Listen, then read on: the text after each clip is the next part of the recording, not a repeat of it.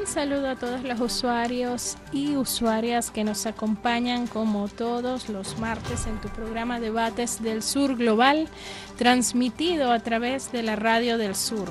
Bueno, el día de hoy llegamos a todas y todos ustedes gracias a Nieves Valdés en la presidencia de la Radio del Sur.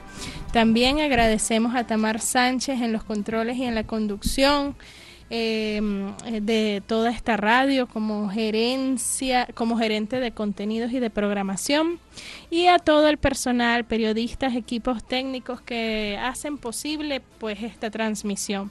También agradecemos a nuestros productores y al equipo de TV FAM que siempre nos acompaña registrando este programa, haciendo las grabaciones audiovisuales para su retransmisión en TV FAM. Y bueno, también para colocar estos programas en nuestras redes sociales. Bueno, el día de hoy, desde la Radio del Sur, que es un espacio para fortalecer el debate geopolítico del sur global, tenemos un programa y un invitado muy especial.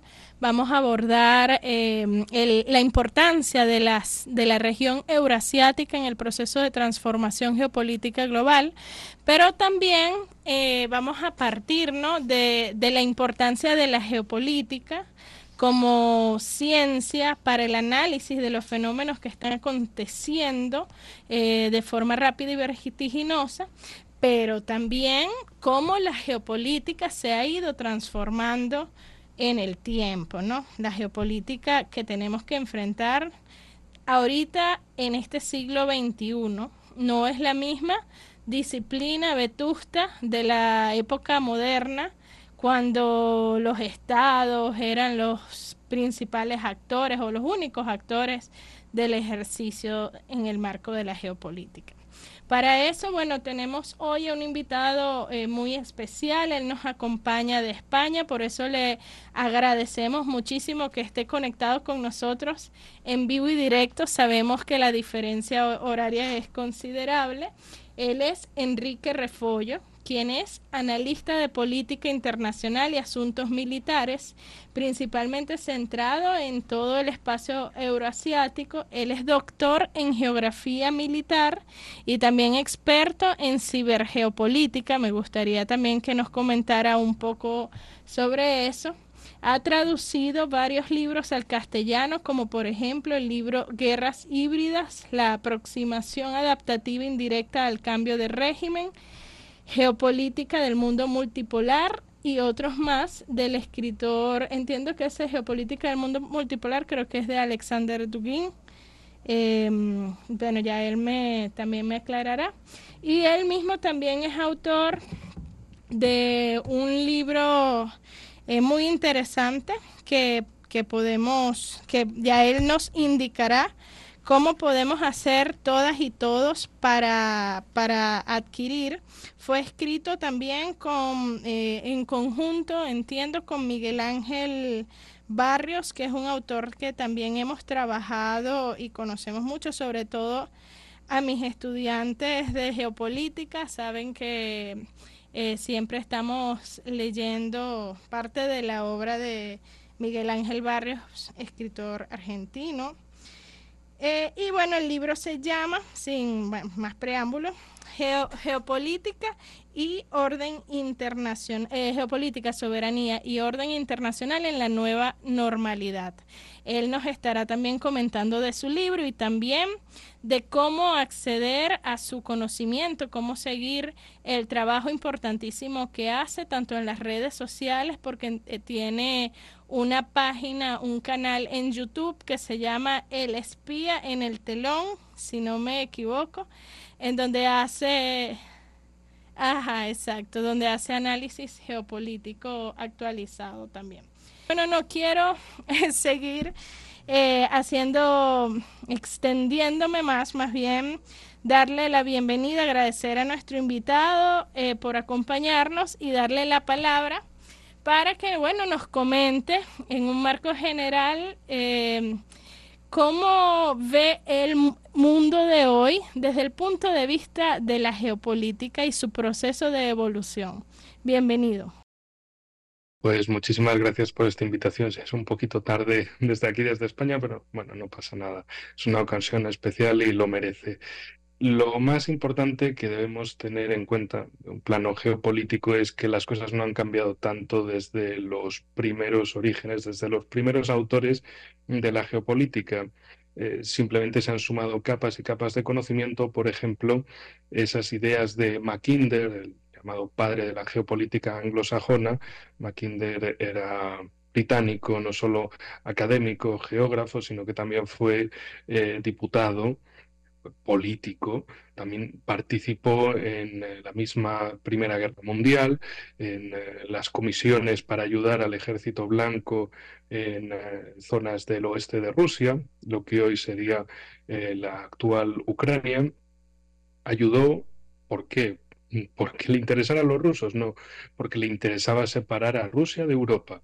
Esa es la idea clave que fundamenta todo lo que acontece hasta ahora: separar a Rusia de Europa, hacerle un cordón sanitario de estados tapón para que nunca el potencial industrial europeo se junte con el potencial territorial y de recursos naturales, energéticos, mineros, agrícolas de Rusia. Porque si no, entonces no tendrán simplemente un problema del tamaño del continente europeo, sino de un continente eurasiático gigantesco. Uno sería una potencia descomunal, y por eso siempre los británicos están tan atentos de hacer lo posible con el divide y vencerás. Lo hicieron en América, lo hacen en Europa y lo siguen haciendo por todos los continentes donde puedan.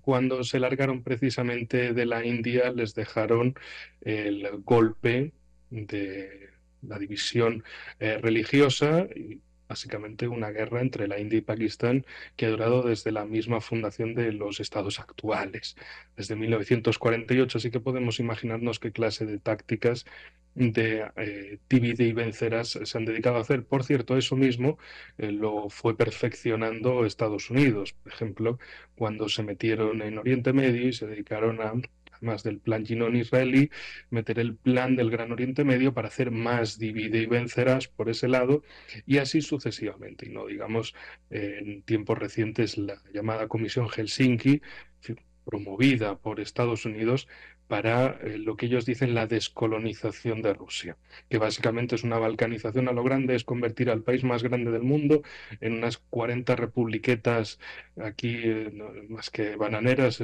40 repúblicas esteparias que simplemente sean puntos de extracción de recursos naturales cómodos, fáciles, del tamaño de estos chihuahuas bálticos como Estonia, Letonia y Lituania, países disfuncionales, carentes de orientación y que simplemente están para hacer del perro chillón del amo. Y el amo es Estados Unidos. En definitiva, a partir de esas ideas de Mackinder, de que había que hacer todo lo posible para contener al corazón de la Tierra, al Herland, a Rusia, y por eso lo primero que había que hacer es el cordón sanitario en Europa. Luego otros geopolíticos anglosajones lo fueron actualizando y dijeron, no, esto tiene que ser una contención más amplia, tiene que ser en diferentes teatros que abarquen desde Europa, Oriente Medio, sur de Asia, Asia Pacífico y el sudeste asiático también, por supuesto. Es decir, esa es la zona llamada el Rimland o la zona costera, para, utilizando la estrategia de la Anaconda, que precisamente estrategia de la Anaconda es lo que le hizo la unión a la Confederación en la Guerra Civil estadounidense.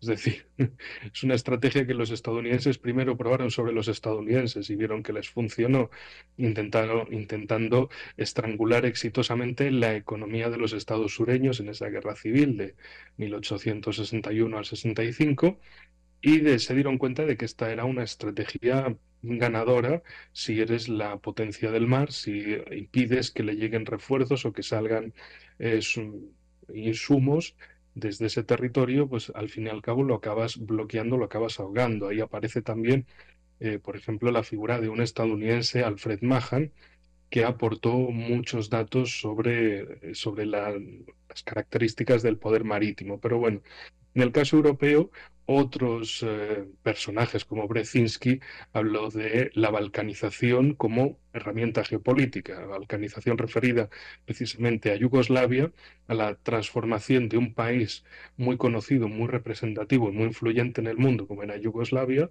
en aquel momento la República Socialista Federativa de Yugoslavia, y después se ha convertido en países básicamente ausentes de los asuntos mundiales, que es Macedonia, que es Bosnia-Herzegovina, Croacia, Eslovenia, Serbia, Montenegro. Y bueno, y no hablemos de esa república autoproclamada de Kosovo, que es la gran creación geopolítica estadounidense en los Balcanes, para tener no solo un narcoestado, sino también un territorio, igual que hicieron en su momento en Panamá, eh, teniendo el terreno, la zona de la franja del canal, pues en este caso es lo mismo, teniendo en Kosovo, en el corazón de los Balcanes, una grandísima base militar y así sumarlas a las alemanas y a las italianas. Y todo esto, mientras tanto, pasa en Europa, donde aparentemente todo el mundo, en las élites políticas, está bien cómodo con esta situación donde resulta que hay un Estados Unidos que es quien tiene bases en Europa. Nos dicen que formamos parte de la alianza del Tratado del Atlántico Norte, pero no hay bases europeas en Estados Unidos, sino solamente europeas, perdón, estadounidenses en Europa. Es una alianza un poco peculiar, pero vale, sigamos con esta idea, ¿no? Del cordón sanitario, de esos intentos de avanzar la OTAN y la Unión Europea hacia el este, y de cómo a principios de este siglo, del siglo XXI, primero se decía a Rusia, no, no, tranquilos, no, no apuntamos contra vosotros, esto es simplemente por hacer una Europa así un poquito más grande y tal en la década del 2010, perdón, en la década del 2000, hablando de la necesidad Sí, de establecer una seguridad indivisible eh, y útil para todos. Le ignoraron por completo, pensaban que Rusia pues simplemente era un país de borrachos disfuncionales y serviles como los de la época de Yeltsin y que no pasaría nada, que no iban a hacer nada. En 2008 fue cuando ya todo cambió con varios elementos. Por un lado, esa secesión de Kosovo apoyada por Estados Unidos, esas sugerencias de que Georgia y Ucrania se podrían unir a la OTAN, lo cual a Rusia le hacían sonar todas las alarmas. Le habían dado un golpe a la pequeña Rusia, es decir, a Serbia, y en el caso de Georgia, la guerra de agosto del 2008, que siempre los medios occidentales dicen, la guerra de Georgia, Rusia invadió Georgia. Y dices, coño, ¿cómo fue eso? ¿Cómo es que le invadieron así? Les dio por... Bueno, venga, le invado, pues el que un día es jugar un partido de fútbol y al día siguiente es cruzar el Cáucaso e invadir el país de al lado, ¿no? Lo pintan así.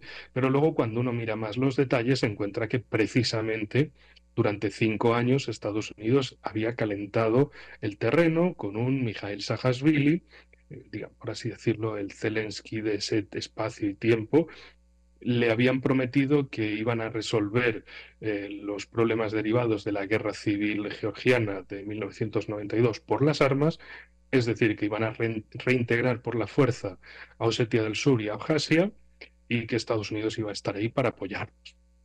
No olvidemos que en Osetia del Sur Rusia tenía fuerzas de misión de paz que fueron atacadas por las tropas georgianas aquel 8 del 8 del 2008. Y Rusia, en consecuencia, respondió, no estaba Putin como presidente de Rusia, sino Medvedev, y pensaban en Occidente que era, bueno, un abogado liberal occidental y que sería su muchacho y que lo iban a permitir sin más todo eso. No lo permitió. Se llevaron esa primera sorpresa y ahí se empezaron a dar cuenta de que Rusia estaba poniendo las líneas rojas no sobre el papel, sino sobre el terreno. También en el caso de Ucrania fueron muchísimas las quejas de, oigan, pero ustedes que están diciendo como que quieren meter a Ucrania en la OTAN, como que quieren ponerme a la OTAN en mi frontera, en una zona tan estratégica y poblada como es el sur de Rusia, me quieren poner aquí a la OTAN y sobre todo hay que entender que en aquel momento venía gobernando Ucrania el gobierno entre comillas, del primer Maidán. No es correcto, sería el primer gobierno de Revolución Naranja, de la primera revolución de color de 2004. Un gobierno que, imagínense, la dupla conformada por Yushchenko y Timoshenko. A Timoshenko la acabaron encarcelando por corrupta in extremis y Yushchenko desapareció de la política en 2011 porque no había quien lo votase sin que Estados Unidos le estuviera haciendo de palmero mediático. Y ahí precisamente en 2012 fue cuando entró al poder Yanukovych, al mismo que derrocaron un par de años después, y Yanukovych fue al que le habían obligado a hacer de nuevo las elecciones en 2004, es decir, contra el que se hizo esa revolución naranja. Yanukovych, un tipo que venía de Donetsk, de la zona más oriental de Ucrania, un tipo que venía de ser el gobernador de la provincia. De hecho, como detalle, como anécdota, en una ocasión de visita en Donetsk, ya durante en enero de 2023, para ser exactos, pude entrar en el Donbass Arena, el estadio del Shakhtar Donetsk, y en todas las fotografías de eventos deportivos allí, especialmente, bueno, en Ucrania, en la Ucrania postsoviética había dos equipos principales de fútbol, uno el Dinamo de Kiev y el otro el Shakhtar Donetsk. Las ligas ucranianas, si no las ganaba uno, las ganaba el otro. Entonces había un montón de copas, cuadros y demás, y ahí estaba Yanukovych en calidad de el gobernador de la provincia y de ahí acabaría saltando a la política nacional. Un tipo también pues, que no salió de la nada, digamos, que tenía un grandísimo apoyo ahí precisamente. El segundo golpe en Ucrania, 10 años después, esa revolución del Maidán supuso ese punto de ruptura para decir, bueno, ya vamos ya se ha calentado el terreno, vamos a darle un golpe a ver qué pasa, como a golpear el avispero a ver si las avispas se enfadan. No pensaba nadie que Putin iba a tomar, bueno, en realidad Putin nunca lo ha reconocido, nunca lo va a reconocer. Solo dice, bueno, hubo un golpe de Estado neonazi en Kiev y nosotros tuvimos que hacer algo. Y cuando le dicen, presidente, pero eso se refiere a tomar Crimea con los hombres de ver, hacer algo. Tuvimos que hacer algo. Ustedes hicieron un golpe de Estado desde Occidente, se presentaron allí con la plana mayor del gobierno estadounidense e incluso también de senadores republicanos a hacer el coro golpista. Bueno, tomamos medidas. Y eso es lo que más le duele en Occidente, que no le respondan con el mismo tono, digamos, alocado o bravucón, sino que simplemente, bueno, vosotros os metisteis ahí, pues nosotros hicimos otra cosa y os quedasteis sin Crimea. Y también fue un mensaje precisamente para ese golpismo en Kiev de esto ya, o sea, hay líneas rojas. No, no vamos a permitir que un gobierno antirruso, pro-occidental, pro-OTAN, absolutamente golpista, que entró asaltando todas las instituciones del poder de esa Ucrania postsoviética, se hiciera con el control también de Crimea y especialmente de Bien, Sebastopol y le pusiera allí a la Armada estadounidense. bien, Enrique. Disculpa que te interrumpa un momento, pero vamos a hacer un avance rapidito. Nos vamos a pegar a la señal del Estado que está hablando el presidente de la Asamblea Nacional. Ya.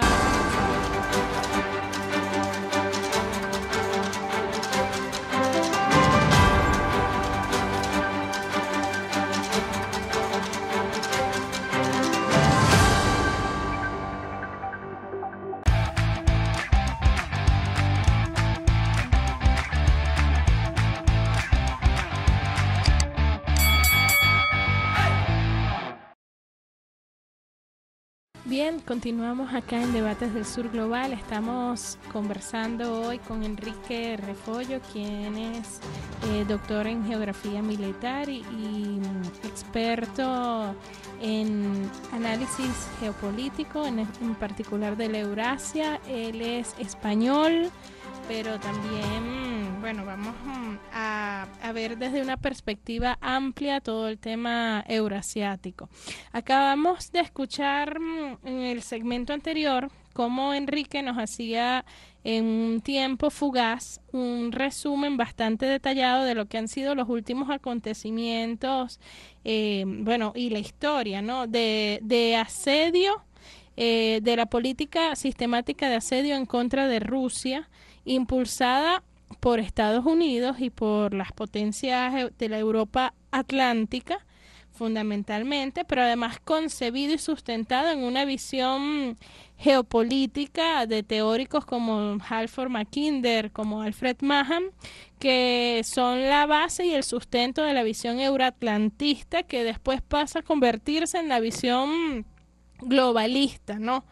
Que es la que predomina por parte de las élites occidentales al día de hoy. Esta visión, como nos explicaba nuestro invitado, ha ido promoviendo el cerco de Rusia a través de la configuración de un conjunto de estados tapones, a pesar de que luego de la Segunda Guerra Mundial existió un compromiso verbal con la Unión de Repúblicas Socialistas Soviéticas de que la OTAN no amenazaría, no se acercaría y no bordearía a Rusia, ¿no? A la Unión de Repúblicas Socialistas Soviéticas. Esto en el marco del proceso de evolución de los conceptos estratégicos de la OTAN, se lo fueron saltando a propósito para ir cada vez más amenazando la integridad territorial de Rusia. Y lo hemos visto también nosotros en nuestras regiones, ¿no? El tema de la evolución del concepto estratégico de la OTAN es algo que llega hasta la última frontera hasta de la Patagonia, podemos decirlo ahorita, porque estamos viendo ahorita que Milei ha solicitado ser socio global de la OTAN, ¿no? Esto es parte del proceso de militarización y progresiva por parte de Estados Unidos de todo el mundo, que vienen desarrollando durante todo el siglo XX, ¿no? Estábamos en el momento en el que se da el golpe de Estado del 2014 en Ucrania, ¿no?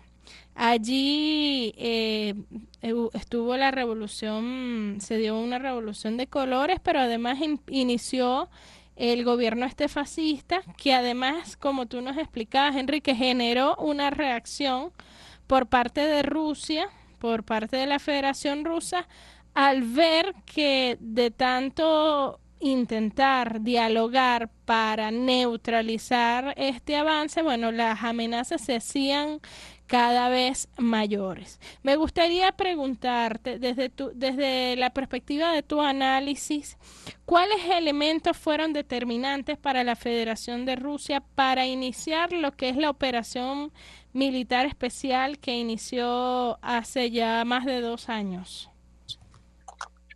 Bueno, el elemento fundamental fue precisamente 8 años de guerra civil dentro de Ucrania, esa guerra civil entre el gobierno del Maidán y las repúblicas populares de Donetsk y Lugansk, mientras que el caso de Crimea se había resuelto con el referéndum de salida de Ucrania y entrada en Rusia, en aquel marzo de 2014. La cuestión ahí con Crimea se enmarca dentro de la llamada primavera rusa, una serie de protestas precisamente de reacción frente al golpismo en Kiev. Estados Unidos había utilizado tanto a liberales prooccidentales como a nacionalistas, banderistas, para no solo la parte institucional de llenarla con sus aliados liberales prooccidentales, sino que alguien tenía que pegarse en la calle, alguien tenía que ser el mamporrero, y para eso tenían a los grupos nacionalistas.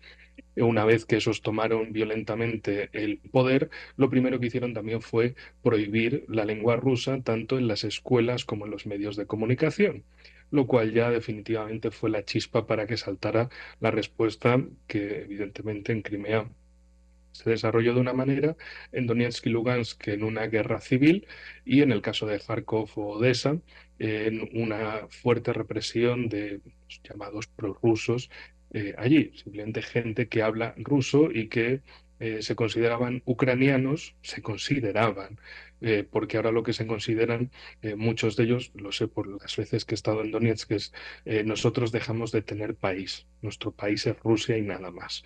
Es decir, que Ucrania para ellos desapareció en 2014 con ese golpe de Estado, que el lado más occidental, más nacionalista de Ucrania, más radical, tomó el poder y les dejó de considerar parte del mismo país, sino que de repente los empezó a llamar ocupantes, colonos, extranjeros, bueno, y una serie de insultos racistas contra los rusos.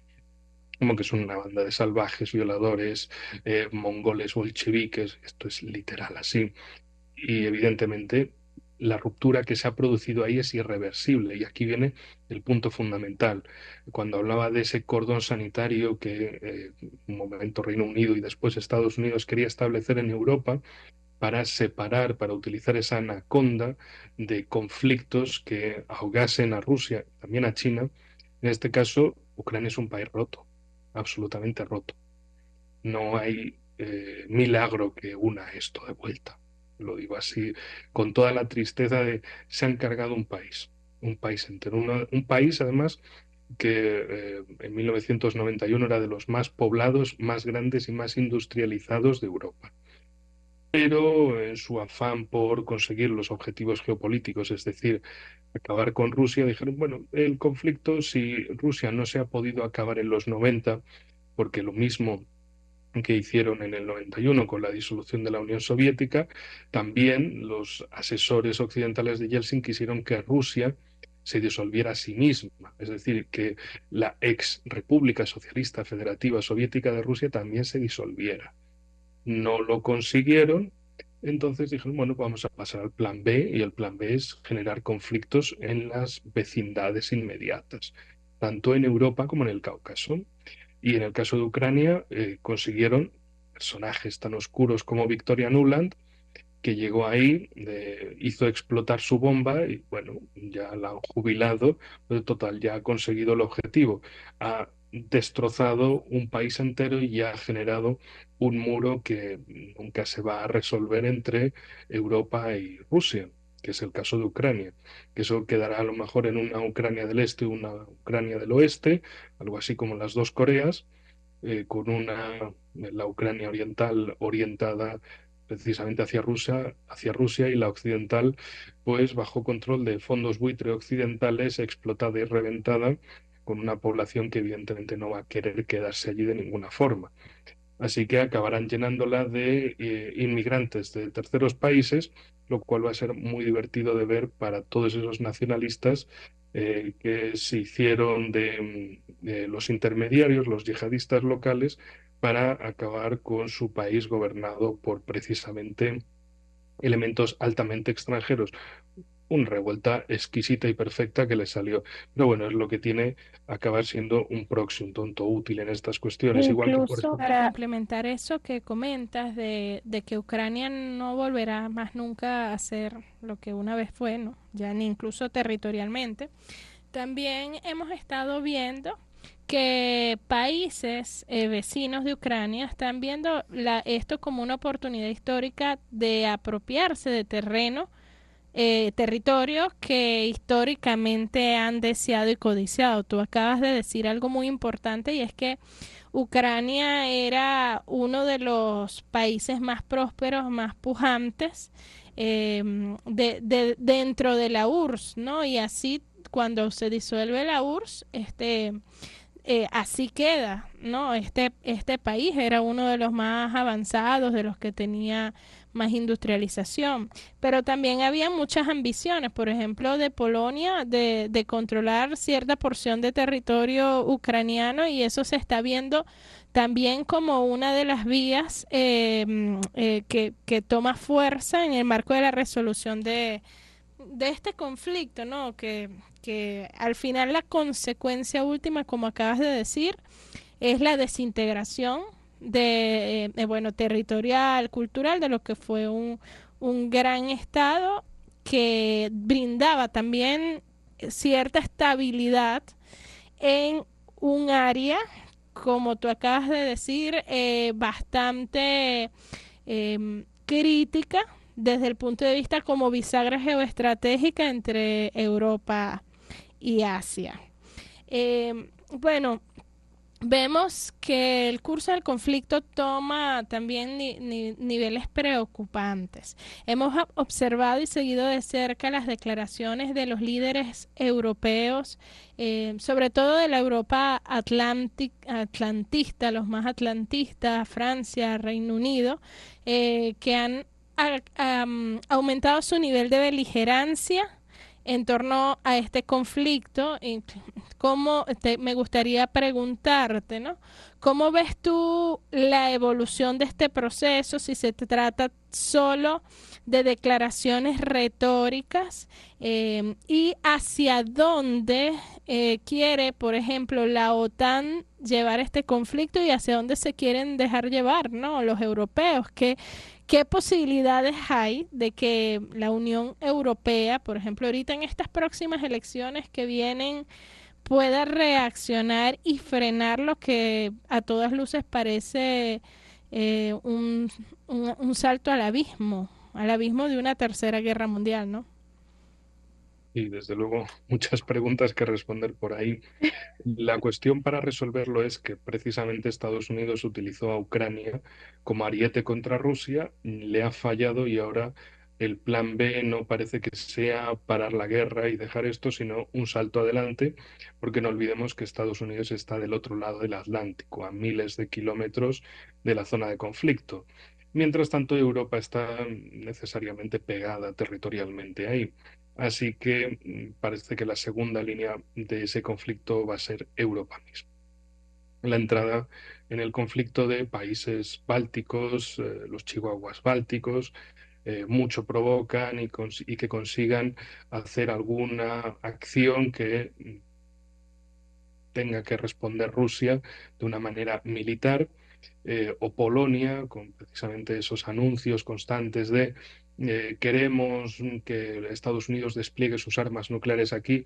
Polonia, con la élite polaca, buscando una vez más hacer el sorpaso a Alemania, es decir, que sea Polonia la niña mimada de Estados Unidos en Europa, es decir, que sea Polonia básicamente el perrito mayor de la OTAN de Estados Unidos en Europa.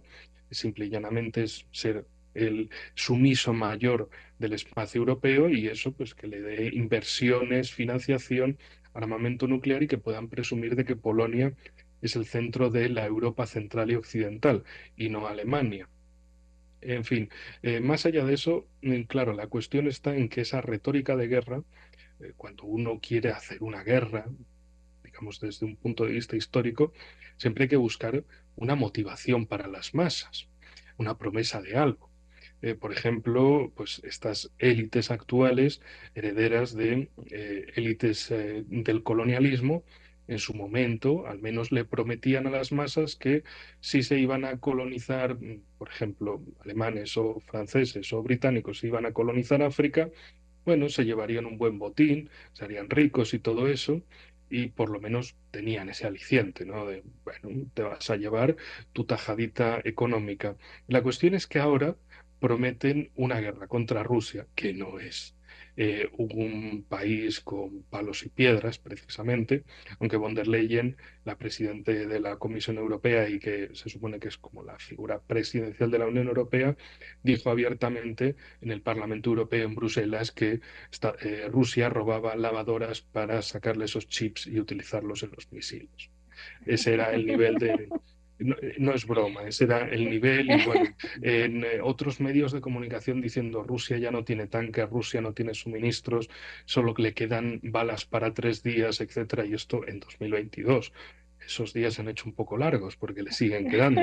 Y ahora es cuando dicen, no, mira, es que, bueno, hubo a lo mejor alguna equivocación, algún error de cálculo, y resulta que Rusia sí que puede fabricar muchas armas y Europa no. Bueno, ese lado de que Europa no pueda fabricar la misma cantidad de armas que Rusia ya es preocupante, ¿no? Si quieres montarte una guerra, tendrás que fabricar armamento. Eh, Dicen, bueno, pues lo solucionamos comprándose en Estados Unidos. Ah, muy bien.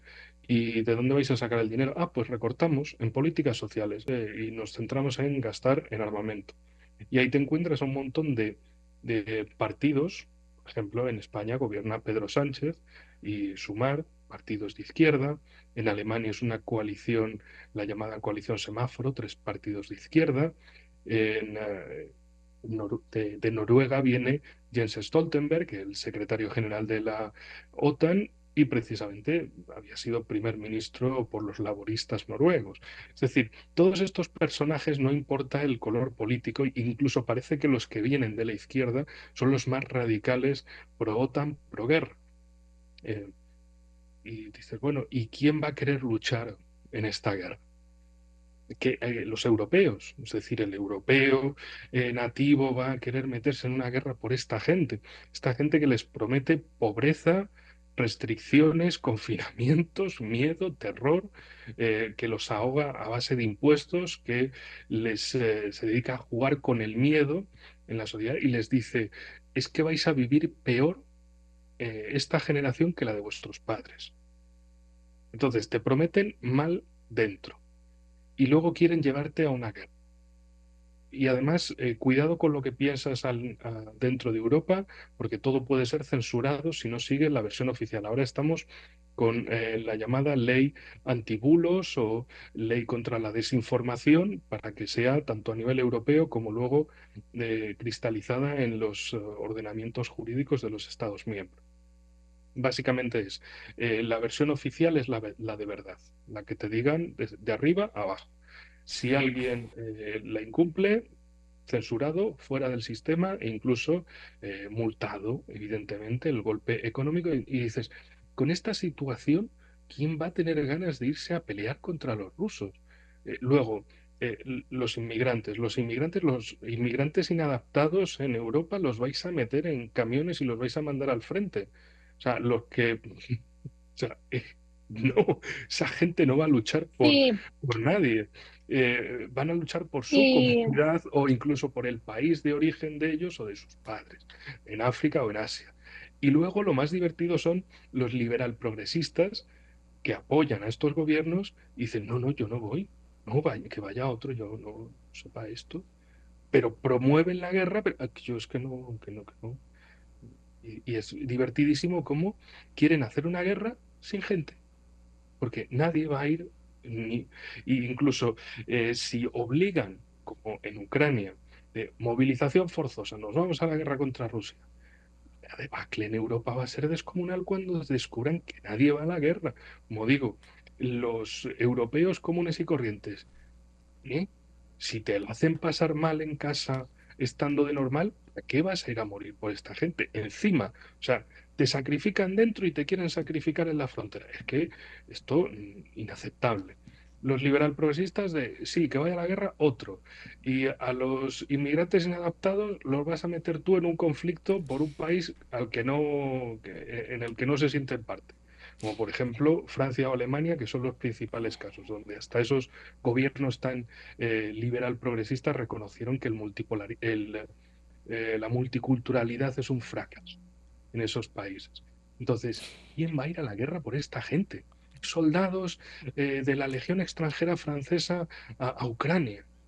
Eso cubres 3 kilómetros del frente, por así decirlo, que son 1000 kilómetros de frente, que con eso no vais a cubrir mucho. Pero es que a lo mejor lo que quiere precisamente mi idea, y por supuesto entra ahí en la jugada cuando quieras, no, no pasa nada, o sea, no, no te cortes, que haya conversación, que haya fluidez. La cuestión Odessa. La cuestión Odessa para mí es fundamental porque es la que Macron siempre ha señalado. Y Macron no es un personaje cualquiera, no es un político, es un agente de la banca. Después de la debacle de los partidos del sistema, la gente en general, los franceses estaban hartos de todo y el Frente Nacional de Marine Le Pen iba a ganar.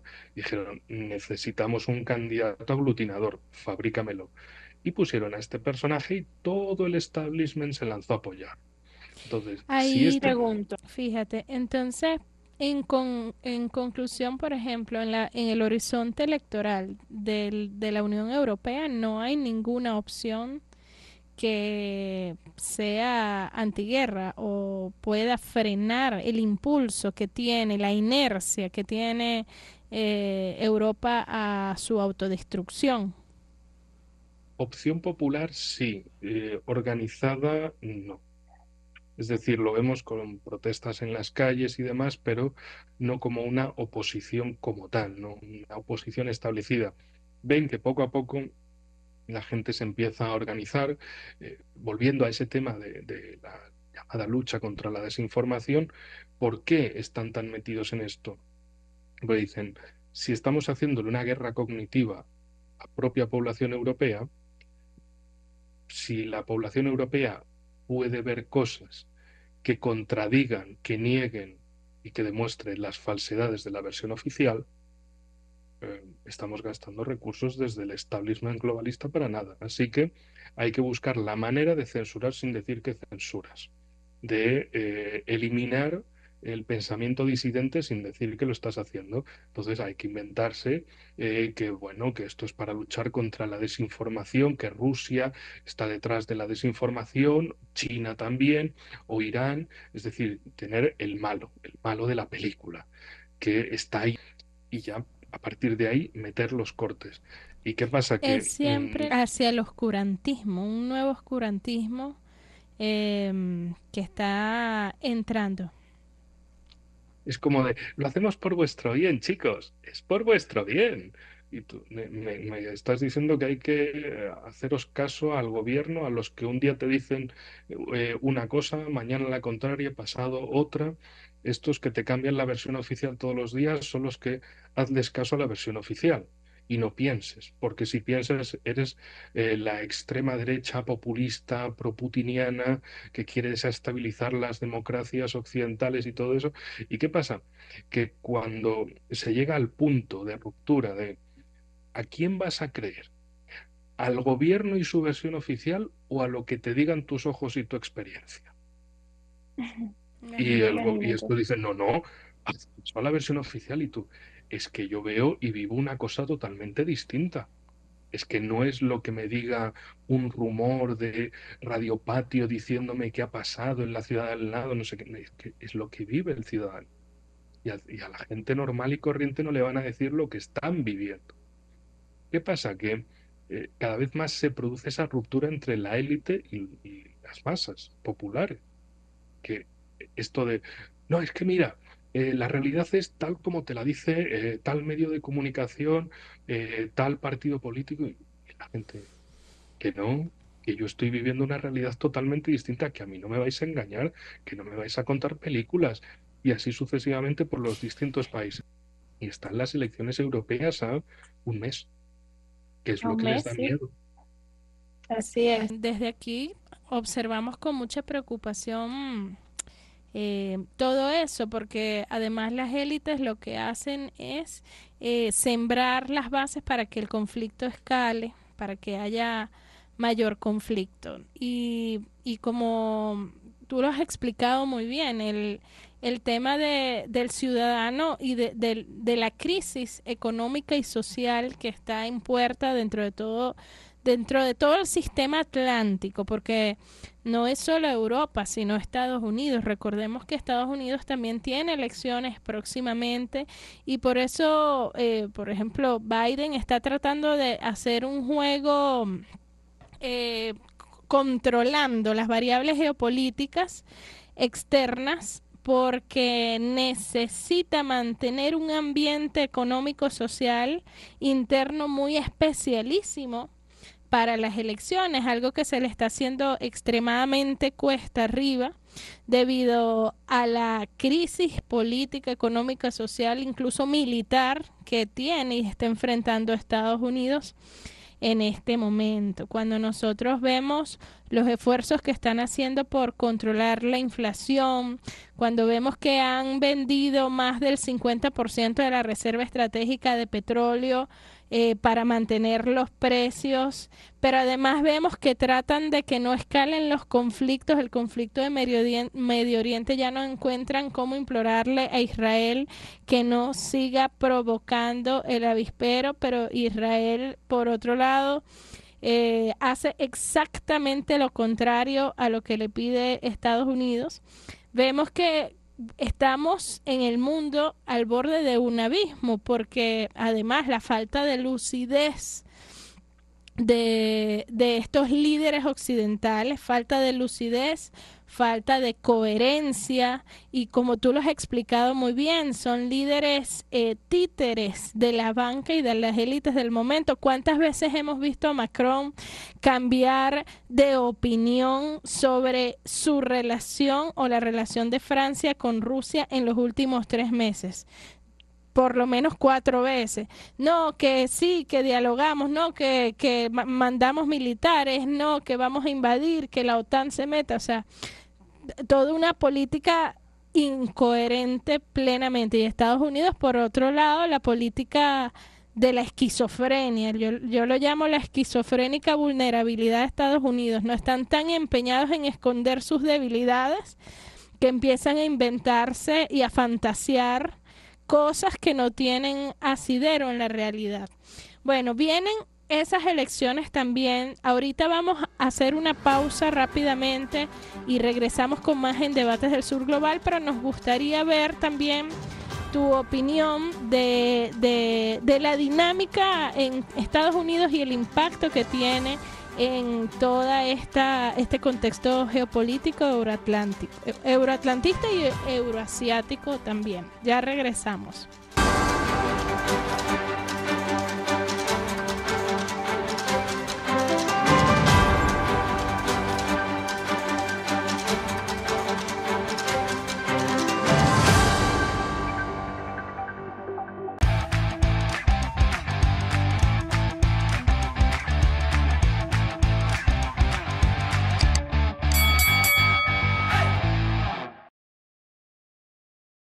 Bien, estamos de vuelta acá en Debates del Sur Global. Estábamos conversando con Enrique Refollo, quien es doctor en geografía militar, traductor del filósofo ruso Alexander Dugin y también experto en geopolítica de Eurasia, ¿no?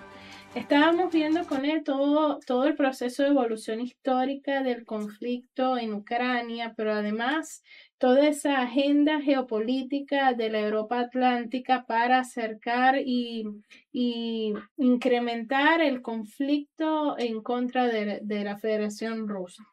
Recordemos que siempre ha estado en la agenda de Estados Unidos la desintegración territorial de Rusia, tal como lo planteó en numerosas ocasiones Bersinski, quien es el ideólogo de la política exterior estadounidense, norteamericana. Todos estos planes todavía están en curso y parte de la estrategia de los globalistas en Estados Unidos era desgastar a Rusia con un conflicto con Ucrania de manera de poder insertar células en el territorio ruso y poder fragmentar este territorio. Bueno, el curso de la evolución histórica del conflicto en esta región ha demostrado una resistencia increíble por parte de las fuerzas militares rusas, quienes han venido venciendo en esta batalla. El mismo Pentágono hace un mes reconoció que el ejército ruso no había sufrido bajas significativas ni desde el punto de vista militar ni tampoco desde el punto de vista humano, mientras que hemos visto en distintas ocasiones de este conflicto cómo Ucrania se ha quedado sin municiones, sin armamento. Recientemente, la semana pasada, vimos cómo Biden firmó una ley con aprobando más de 95 mil millones de dólares para el financiamiento de armas por parte de Ucrania, Taiwán e Israel. ¿Esto qué significa? Bueno, que existe un financiamiento para la Tercera Guerra Mundial, porque al final Estados Unidos lo que sigue es provocando el incremento del conflicto. El mismo Borrell, jefe de la Unión Europea, admitió hace unos días, que si no hubiese sido porque ellos seguían suministrando armas a Ucrania, ya ese conflicto hubiese cedido. Bueno, en fin, este tipo de procesos geopolíticos es importante que nosotros lo analicemos, no solo porque repercute en la estabilidad y en la seguridad mundial, incluida nuestra región, incluido el interés supremo de nuestros pueblos del sur global de acceder a cooperación, a desarrollo en tiempos de paz. Al día de hoy vimos cómo ayer, en una acción disuasiva, el presidente Vladimir Putin tuvo que decretar la realización de ejercicios militares nucleares tácticos para poder disuadir lo que es el abalanzamiento de la OTAN a través, liderado por Francia y por Reino Unido, que quieren incluso llevar el conflicto al escenario nuclear. Esto está pasando justamente esta semana. Y nosotros tenemos que estar muy atentos de todo eso. Al final, ¿esto qué significa?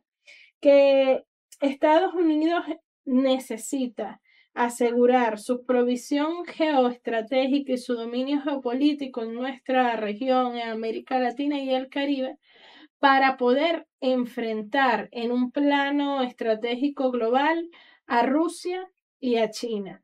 Y esto solo se va a traducir en más guerra, solo se va a traducir en mayor conflicto. En ese conflicto y en esa guerra, nuestro petróleo, nuestros terrenos cultivables para el acceso a la alimentación, a la comida, para garantizar la salud de nuestro pueblo, nuestros bosques para respirar, nuestros ríos para tomar agua dulce, van a tomar un precio y un valor inconmensurable que no lo hemos visto al día de hoy. Seguiremos de cerca la evolución de este conflicto en Eurasia, así como las nuevas alternativas que se consolidan en el marco de la multipolaridad. Mientras Europa y Estados Unidos quieren volver al mundo al oscurantismo, impulsando leyes que promueven la censura y que impiden a los ciudadanos manifestarse y expresarse, nuestros países del sur global y sobre todo nuestros pueblos del sur global seguirán presionando a esos gobiernos para poder ganar más espacios para las revoluciones de los pueblos, no solo en nuestro país, sino en el mundo. En ese caso, nuestro país como revolución sigue dando el ejemplo en el respeto a las garantías sociales y en el respeto a la posibilidad de nuestro pueblo expresarse y elegir soberanamente la distribución de sus recursos. No podemos perder de vista eso y es parte de lo que tenemos que defender a capa y espada en estas semanas y en estos meses que vienen, en donde van a ser muy críticos e importantes para nuestra historia política de nuestro país, de cara a los comicios y a las elecciones que vienen el próximo 28 de julio. Seguiremos nuevamente encontrándonos en Debates del Sur Global la próxima semana para seguir analizando esos fenómenos geopolíticos y viendo el impacto que tienen en nuestro país. Muchas gracias.